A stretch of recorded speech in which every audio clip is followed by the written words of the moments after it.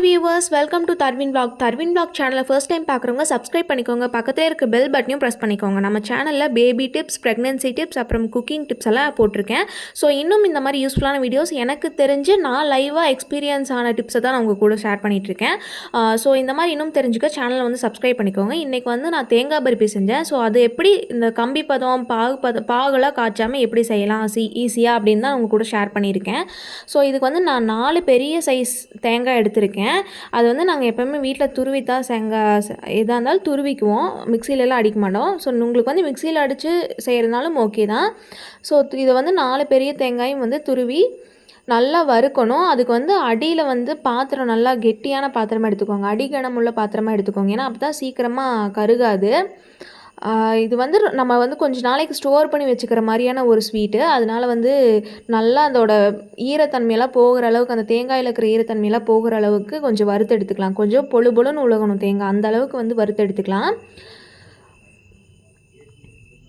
இப்போ பாருங்கள், நான் வந்து நிறைய குவான்டிட்டி எடுக்கங்காட்டி வறுக்கிறதுக்கு கொஞ்சம் லேட் ஆகுது. உங்களுக்கு கொஞ்சமான குவான்டிட்டி எடுத்திங்கன்னா உங்களுக்கு ஈஸியாக வறுத்துக்கலாம். ஸோ இப்போ வந்து சுகர் ஆட் பண்ணிக்கலாம். நல்லா வறுத்ததுக்கப்புறம் நான் சுகர் ஆட் பண்ணிக்கிறேன். இதுக்கு வந்து ப்ரௌன் சுகரும் ஆட் பண்ணிக்கலாம். எனக்கு வந்து அந்த ஒயிட் கலரில் சாப்பிட்டா தான் ஒரு தேங்காய் பருப்பி சாப்பிட்ட திருப்தி வரும். அதனால தான் நான் வந்து ஒயிட் சுகர் ஆட் பண்ணிக்கிறேன். இது எவ்வளோ மெஷர்மெண்ட் அப்படின்னா, 1 கப் தேங்காய்க்கு 3/4 கப் சர்க்கரை. இதே நீங்கள் கொஞ்சம் ஸ்வீட் கம்மியாக சாப்பிடுவீங்க அப்படின்னா ஒரு 1/2 கப் விட கொஞ்சம் அதிகமாக போட்டுக்கோங்க. ஏன்னா அப்போ தான் வந்து நம்ம பாகெல்லாம் காய்ச்ச போகிறதில்ல, அப்போ தான் அது கெட்டியாக நல்லா பிடிக்கும். ஸோ இப்போ பாருங்கள், நான் அது வந்து ஸ்வீட் போட்டு நல்லா கிளறி விடுறேன். இதில் வந்து மெயினாக கிளறி விட்டுட்டே இருக்கணும், இல்லைன்னா அடி பிடிச்சிரும். இப்போ எல்லாமே நான் சிம்மில் தான் வச்சுருக்கேன். இப்போ சர்க்கரை போட்டு நல்லா கிளறி விட்டதுக்கப்புறம் இப்போ பார்த்திங்கன்னா இந்த மாதிரி கொஞ்சம் நேரத்தில் இந்த மாதிரி தண்ணி விட்டு வந்துடும். அந்த சர்க்கரையெல்லாம் இலகி தண்ணி விட்டு வந்துடும்.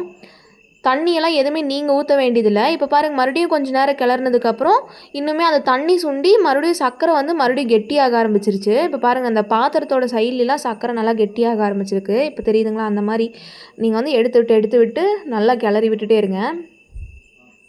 உங்களுக்கு டிஃப்ரென்ஸ் நல்லா தெரியும். ஃபஸ்ட்டு நான் போடும்போது எப்படி இருந்தது, அதுக்கப்புறம் அது இலகி எப்படி இருந்தது, அந்த மாதிரி தெரியும். இந்த ஸ்டேஜில் வந்து உங்களுக்கு என்ன உள்ள ஆட் பண்ண பிடிக்கும். நான் வந்து கடலை ஆட் பண்ணிப்பேன். ஒருத்தங்க நடக்கலமுத்து கூட ஆட் பண்ணுவாங்க.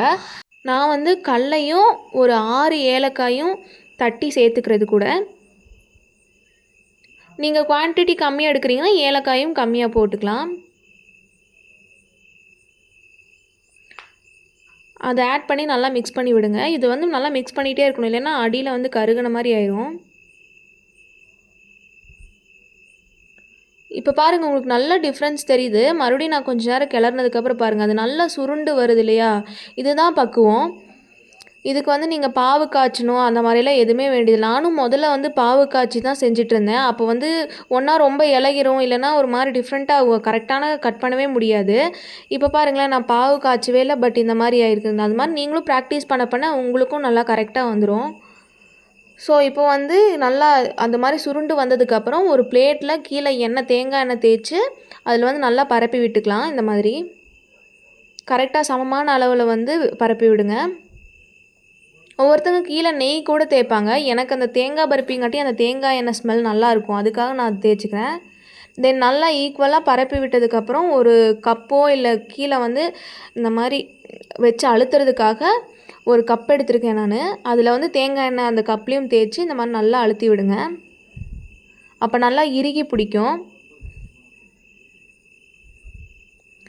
எனக்கு வந்து 4 தேங்காய் வந்து ஒரு மீடியம் சைஸ், ஓரளவுக்கு பெரிய தேங்காய் 4 தேங்காய் வந்து இந்த பிளேட்டில் 1.5 பிளேட்டுக்கு வந்தது.